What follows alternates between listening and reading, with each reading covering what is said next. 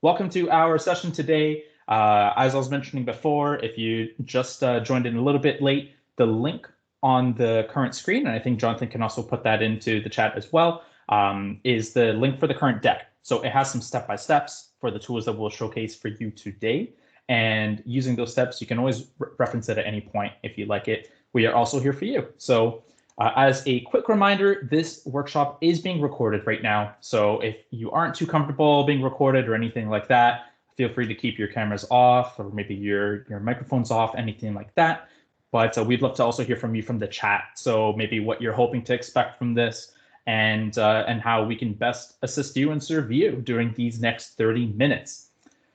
So my name is Damien. I do live in Mississauga of Ontario. And I am a consultant, education and technology consultant. So I work with great likes of Cobblestone and so forth, delivering these great sessions to you. And Jonathan, I'll let you introduce yourself. Yeah, thanks. I'm Jonathan, and I'm also an education consultant. I work for Cobblestone, but I also work for Peel Board, and I live in Milton, Ontario, just a little bit north of Damien, right here on Treaty 14.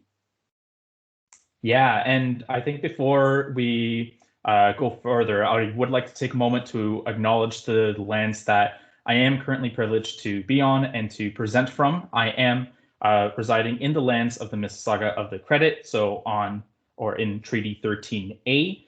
And one thing that I really love is that parts of Mississauga is in the dish with one spoon territory, and basically it is that bound people to share the land and to protect it together. So the dish representing the land and the spoon representing the individuals living on it peacefully, using the resources of the land and cooperating. And I feel that this can be really applied to some of today's challenges that we have, such as global change and climate, things like that.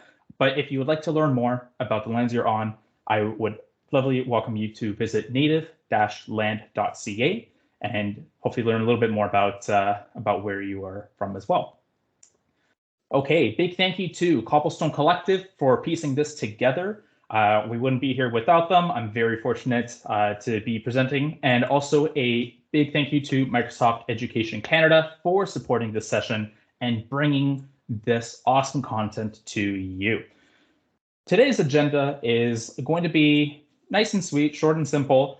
We're going to talk about some great accessibility tools found within our Office 365 platform. And I want to just let everyone know now that I will be using the web version of the tools. So why I'm doing that is because it is the most universal, it is the most accessible version of Office. Not every student might have the downloaded versions or every teacher. So what we're learning today will always be found in the online, whether you're using a Windows device, whether you're using a Mac device, a Chromebook, what have you. And if you do happen to have a downloadable option, it will also be found in there. So I think without further ado, we can really just dive right in because we've got a lot to cover and not too much time to cover it. So if you have that link, I'll share it once more just so we can follow along. It is thecc.page, I think, /classroomaccessibility, but Jonathan will drop that in the chat for you. Okay. And so I am now here in my online portal, and that was a big change, very quick. So you might be asking, Damien, how did you get there? Well, simply, you can go to any web browser, whether it is your favorite Edge, your Chrome, your Safari, what have you. And all you need to do is type in portal.office.com. You could do office.com as well, but I like adding the portal option because it takes you directly to the organization or the school login. So all you need to do is use your school email, your sign-in, and then it will take you right to this this portal right over here, which I was just on. So it might look a little bit similar. It might look not. It's back to school. It might be completely free of documents and yet to be populated, but that's okay. I'm going to be showing Immersive Reader first in OneNote. So we're going to kind of take a journey throughout three different applications. We'll go through OneNote, we'll go through Word and PowerPoint, but Immersive Reader is found in almost anything as well. So with that being said, in my tab on the left-hand side here, I have all of my great Office applications. So I have my Word, PowerPoint, and over here the purple one with the N on it. And in case some of us might not know OneNote, that is it. So I'm going to click on that. In the same browser, it will open up any existing notebooks I have created, or you can make a new notebook. If you make a new notebook, you just have 2 extra steps. You just need to title the notebook and click anywhere inside of that notebook once it opens and name your first section. But I'm just going to go ahead, dive into my demo book that I have already created. We have some funky math going on over here, but I will actually just delete that and head over to this. So one of the things that we want to ensure when we're using Immersive Reader is having actual content or a body of text, anything inside of our page. And actually, I think I can show this live. I'll show how, if this isn't scripted or planned, we can just add this on our own. So in my section, I'm just going to add a page at the bottom. So inside every notebook, you have sections. Think of it as chapters inside of a book. And inside of each chapter, you can have an unlimited amount of pages inside there as well.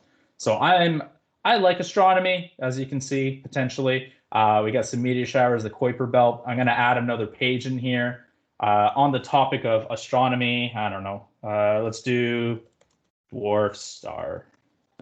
Mispronounced that, but misspelt it. Okay, yeah, fun facts. I love fun facts. Let's go ahead. We'll copy that text, eliminate this, and go ahead and paste that. Okay, so just in case, let's go ahead and increase the font here so all of us can see at home. That's okay if it's cutting off a little bit. And right now I have my text. So whatever I'm using my notebook for, I could have compiled a bunch of information. I could be doing my assigning classwork to my students, anything like that. I have my text in here. Now, I want to navigate to the top bar where we have our home, our insert, our draw, and let's go over to the View tab right towards the end. And right from the View, this is actually where you can find a lot of different accessibility features in OneNote specifically, such as the reading view, page color, and the general check accessibility. But the very first one that we want to navigate to and put our attention to is the Immersive Reader. So I'm going to go ahead and click that, and let's observe what happens to my screen. Magic. So just like that, it changed the complete look of my screen. I'm not getting a potentially cluttered UI. I'm not getting the full OneNote bars or anything like that. All I'm getting is the text itself. So I'm getting the actual content that I have placed inside of my OneNote and I'm looking to read. Now, Immersive Reader was designed and built to support students and, truthfully, adults that might have a learning disability. Let's use dyslexia as an example. So there's a ton of great features built into it to help accommodate not just dyslexia, but a wide variety as well. So I have the first difference that I can see is I have increased spacing inside of my text. This is consistent no matter when you start your Immersive Reader. And we can turn that off in a moment, but let's guide through as well the UI. So the way that everything is set up is we have 3 simple options in the top right, and we have our play options in the bottom. So let's start at the top, our text preferences, which is the 2 capital A's. When I click text preferences, I get a few different options. The first one is I can increase the size from what it already is. So I think naturally the general start is a 36 or a 42, and I can use the slider scale to go ahead and increase that, maybe make it a little bit more legible, or if I'm content with 48, that is good to me. This is that increased spacing that I was talking about earlier. So naturally, every time you open up Immersive Reader, unless you toggle this off, which let's look at that difference right there, that is a pretty significant impact, going from having almost no space in between each letter to actually having space between the letters and words and paragraphs. So that is a big chunk of help for individuals. And these settings are saved. So if I select increase spacing and I leave it on, next time I open up Immersive Reader, it will stay like that. If I change the theme, which we'll get to in a second, it will stay like that. So it saves the settings that you most prefer, whether it's for yourself, your student. We do have a couple different fonts. So right now it's in Calibri. We have some Sitka. We have Comic Sans. Comic Sans is really good for early learners, K to 3, just because it most simulates handwriting. So that is a nice piece to be able to use as well if you are a early elementary teacher joining us today. And lastly, we have themes. So we can change the background of the color of the background. So maybe we can put a nice little teal. I personally love the darker theme. It is a big refresh and breath for my eyes, but I know presentation-wise, it's a little hard to see. So I generally like to leave it over here in the sepia theme. So we can change the theme in the background to help add some contrast to our text. The second UI in the top is our grammar options. And so again, really great for maybe in early elementary school or even English as a second language students as well. The first thing we can do is add syllables. So when we check syllables, they add these little bullet points where you would naturally pronounce a word. So we have surprisingly, we can see the 2 bullet points there. And it really helps break up that word. On top of that, we have parts of speech. So I can highlight different parts of this text, such as our nouns, maybe some verbs and adjectives. Let's close this for a second. And we can now observe how there are different colors for those specific things. So I can always maybe memorize that nouns are purple in this case, or I can change that color if I don't like it. So I can go ahead and change that. But maybe having a color doesn't work for all of our students, or maybe potentially if there's anyone who's colorblind, this isn't a sound option. So at the bottom here, we can actually toggle labels.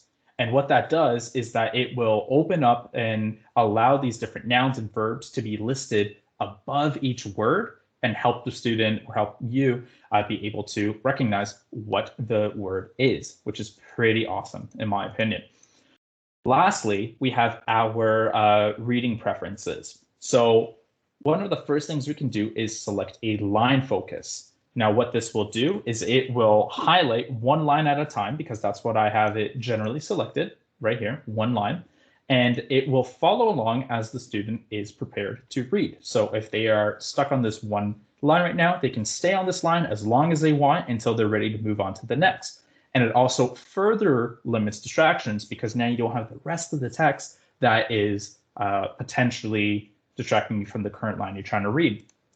There are some options to increase the amount of lines available.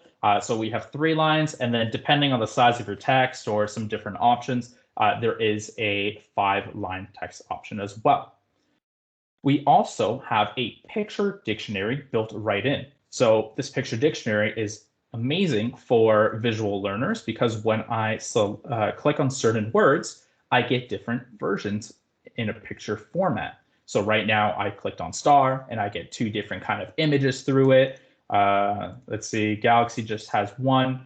But as an example, my favorite example is school, right? Because when I say the word school, what's the one thing that comes to your mind? Maybe a classroom. And that's one of the pictures, right? It's a classroom with a chalkboard. The second one is the actual building, right? So you have the administrative building or just the brick and mortar school. And the third picture you see is fish. So kind of like a school of fish. So throwback to watching Finding Nemo or something. And just the way that people can interpret these different words, it's all in there as well, which is phenomenal. Lastly, my by far favorite feature inside this feature is the translation. So I can go ahead and choose one of these 60+ languages over here. So we have a large variety. Also, fun fact with our Canadian friends is we have English over here in Canada. We have French in Canada, and I believe so I just have to say the alphabet. We have Inuktitut as well, which is inside of Immersive Reader. So that's also super cool. I think for the sake of the presentation, let's do French Canada. So I can go ahead and click surprisingly, and now it translates each word. So I can click on that and it will sound out the word in French. So it's on the map. Lastly, I can also translate the entire document. So in a matter of a few seconds, I click it and boom, we've got our document translated. So if I'm potentially in a French immersion, extended French, maybe I immigrated into Canada, English is a second language for me, I'm able to read the language or maybe translate it to something that's more appropriate or more familiar to me and learn the correct words for that. At the bottom is where we can select our voice speed, so we can make it faster or slower, or even just change the voice selection as well. And then when we click play, it will play out in most of the languages translated. So not every language will speak out in that language, but if I click play, it will talk in French. The reason why it's not being heard right now is just my headphones are overruling my ability to share my audio through Teams. So unfortunately, I can't demonstrate how it would actually sound, but trust me, it is there. So with that being said, that is Immersive Reader, and it is available in just about anything Office. You can find it in OneNote, you can find it in Word, you can find it in, I believe, PowerPoint as well. You can even find it in Minecraft. When you play Minecraft Education Edition, it is built right in when you place a billboard. So great for our esports or any kind of learning in that sense. Okay, let's now go ahead and go to Word. So I just went back to the portal, I just slingshotted back, and I'm going to open up Word. I don't have any specific document that I want to showcase, so let's go ahead, open this up. Maybe for future reference, I can name this into dictate so that I always have this saved. We're going to show speech to text inside of Word. Okay, so inside of Word, it's actually one of the first things we're able to see once we know what to look for, and it's already in the Home tab. So we jump right in, we're ready to start typing out or speaking out what we want to talk or write down. And on the Home tab, over on the far right, we got three cool things. We got Designer, Editor, and the Dictate right here. We won't cover these two right now, but I'm sure we will host future sessions that you're more than welcome to join in for that. So Dictate, I'm going to go ahead and click on that. Let's allow. It wants to help, okay. So before I start any kind of dictation, let's go ahead to the gear icon. The reason why I was a little bit troubled there is usually when you click dictate, it will automatically turn on. And once you start talking, you may not realize it turned on. So I instinctively go to turn it off first in order to check my settings.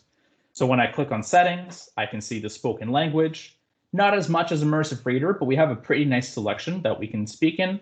And let's make sure my microphone through my headset is here. Great.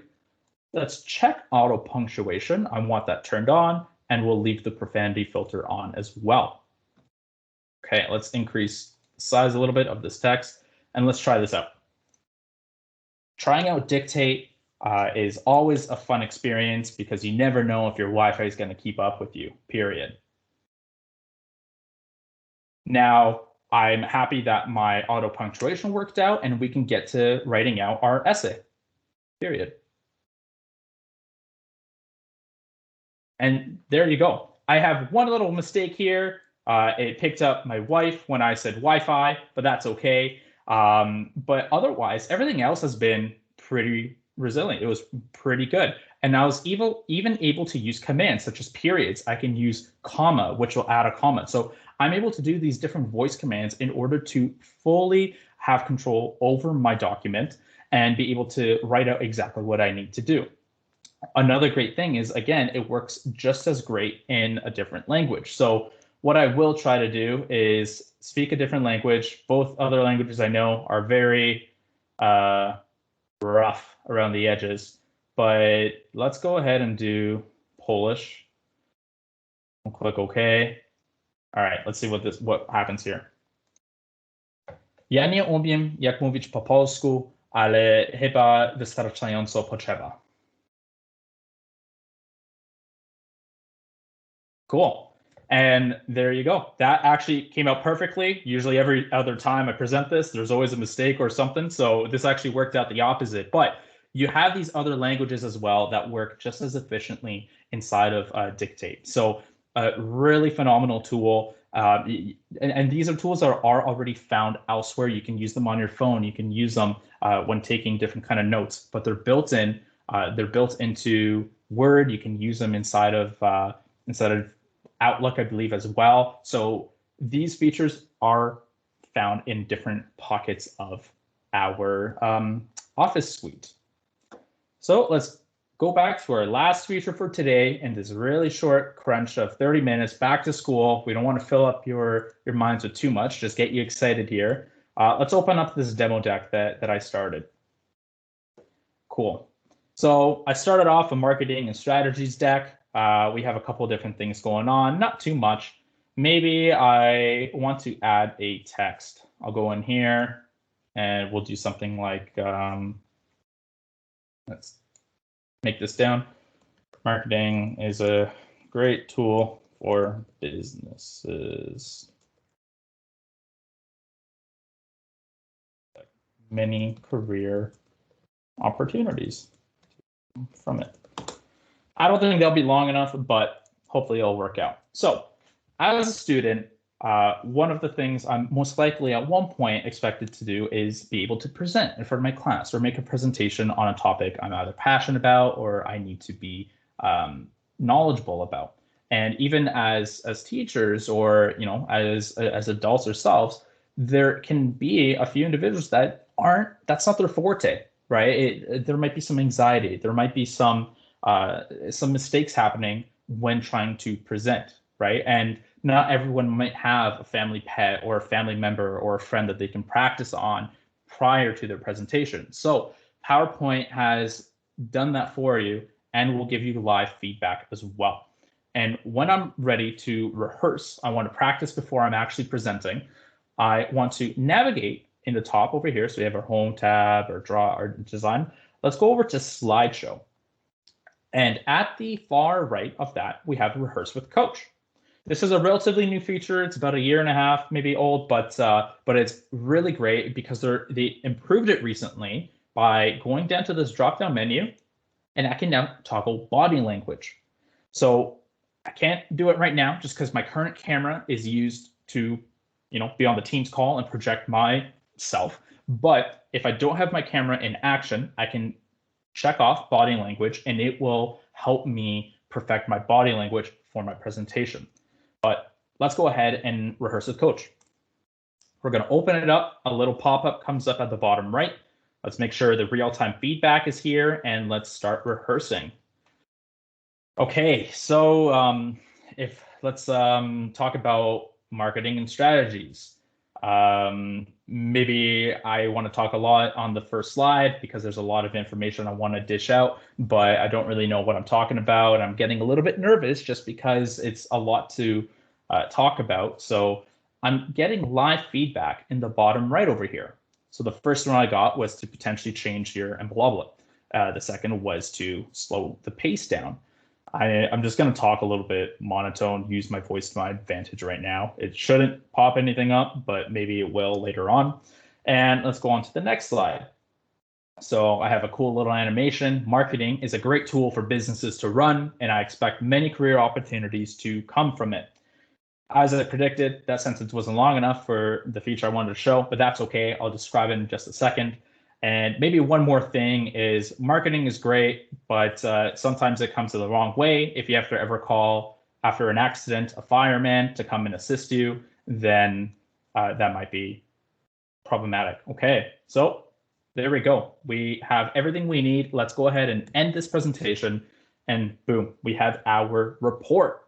So PowerPoint is able to provide you live feedback based off of your presentation. So it tells us the total time that we spent on this slide, how many slides we rehearsed, and it shows me now my filler words. So my imblablas, I used a lot of times.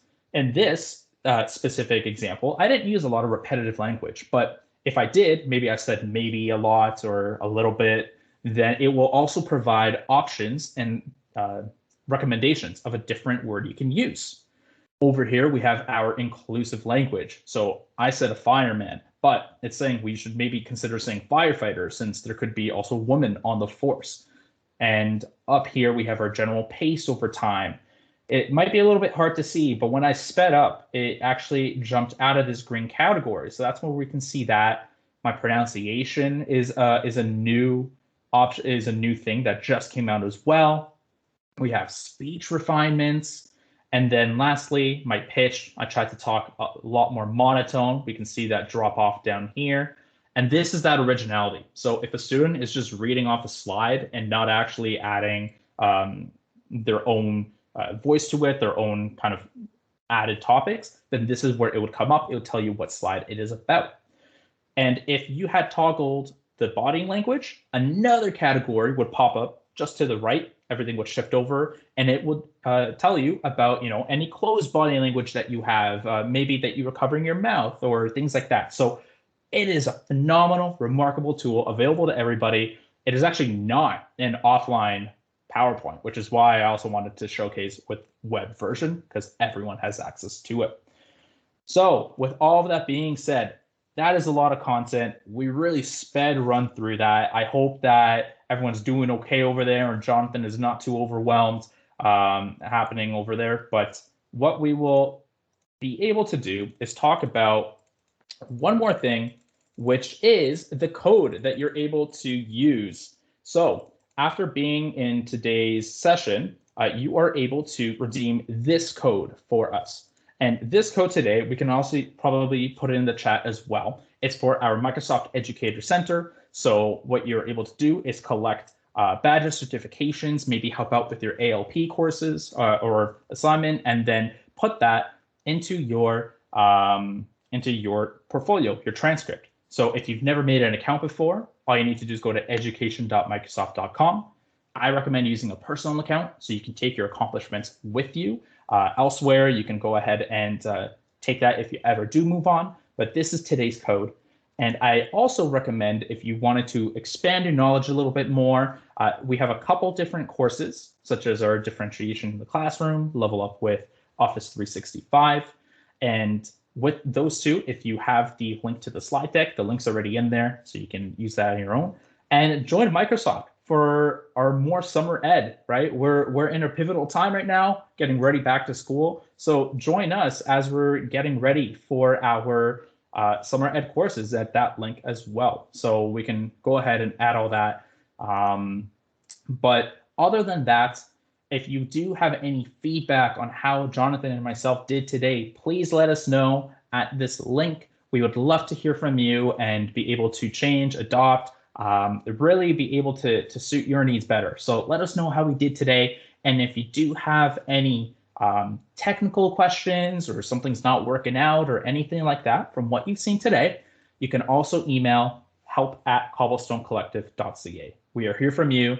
We have a large variety of consultants, of educators, teachers, everyone of the sort to be able to help out with your questions. So like I said, that was a lot of information.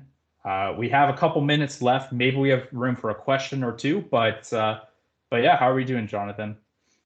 Great. No, thank you so much for all that information. I know, Michelle, you're like mind blowing. I loved the coaching one, and Immersive Reader is amazing all around, right? Like I've used Immersive Reader in pretty much everything. I know Michelle was asking about if you're on Chromebooks, but it's web-based, so this should work with every tool you have because it's all web-based form. But if anyone has any questions, we have like 1 more minute left. So you can type it in. If not, please fill out that feedback survey and get your code as well through the code that's attached there. But thank you so much, Damien, for all your hard work in this. And thank you, all of you, for participating in the summer sessions. And I know there's more as we go. How do students sign up for Office? So that will be probably done through your board. Each board has a different way of signing in. And so depending on how things are, you would probably sign in the same way that they're Google. I know for Peel, they don't have the Office, but they have certain sections of Office that's available. So each board is different. So you just want to double check with that. But many thanks to everyone else who has been here. And hopefully you enjoy the rest of the other sessions that are going on. Yeah, enjoy the other sessions, enjoy the rest of your summer ed, and we'll see you back in school in a couple weeks. So thank you all for joining today.